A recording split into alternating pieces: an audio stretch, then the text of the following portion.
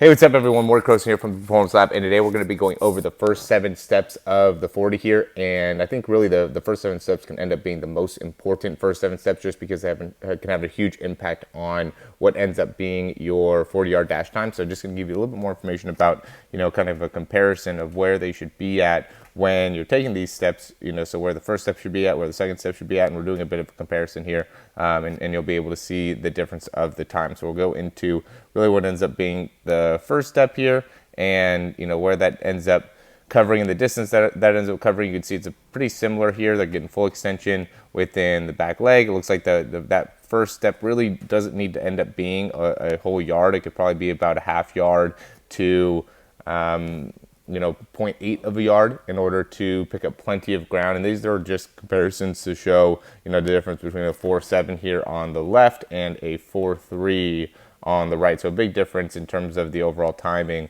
but I think can make a big difference in understanding exactly what are some key fundamentals. And both these guys are about the same height. This one is 6 foot and he's 6'1". Okay, so then we got the second step here. Let's see, that's about at 2 yards, which ends up being pretty important, pretty valuable here, because this one's probably about at 1.8 yards. This one's a little bit past it, maybe 2.1 or 2.2 yards, and this is in the second step, right? So we're seeing the difference between the spine position, right, and just being able to get the range of motion to get the leg all the way up and through, to be able to, and then touching straight down, basically straight down with that foot, in comparison to not being able to get that leg all the way up and then having to bring it back underneath. Then we'll go into the third step here. Third step's at about 3 yards, where his third step's about 3.5 yards, right? Still taking up a lot of ground here on each one of the steps and doing a great job of getting full extension out of his leg, right? So you can see full extension here where he's still bent as he's pushing off, right? So that makes a big difference in how much ground that you're covering. Fourth step, right at about 5 yards, right? This third step. Fourth step is about maybe 4.5 yards, a little bit past 4 yards. So I think that's an important thing, is that fourth step wants to be past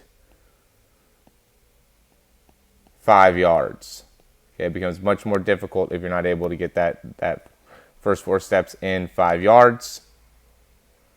Sixth step is about 7, a little bit past 7, maybe 7.2 yards here, in comparison to the sixth step being maybe like 6.4 yards. And we can see, again, big difference within the spine, right? You can see where, Jamel Dean's doing a little bit better job of getting a little more upright, where on the left you're getting a little bit more of a consistent roundingness and just landing a lot more on the outside part of your foot, or on the outside part of the foot, not on the ball of the foot as they're going.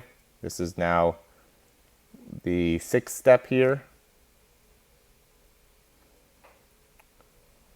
Dean's 6 steps is at like 9 yards, right? So that's why he's able to run, 4.3, is that he was able to pick up 9 yards in 6 steps, which is absolutely phenomenal, right? Usually what I try to tell people is that you want to be able to get in about 7 steps. And you can see he's landing a little bit more on heels here with Blaze. So he's at his 7th step. He already landed here, but he's probably crossing that 7th step here at the 10 at 1.74 ish, somewhere in there, where Jamel Dean is crossing that line probably somewhere in this area. You can even go a little bit further and say he's at somewhere between 1.64 and 1.68.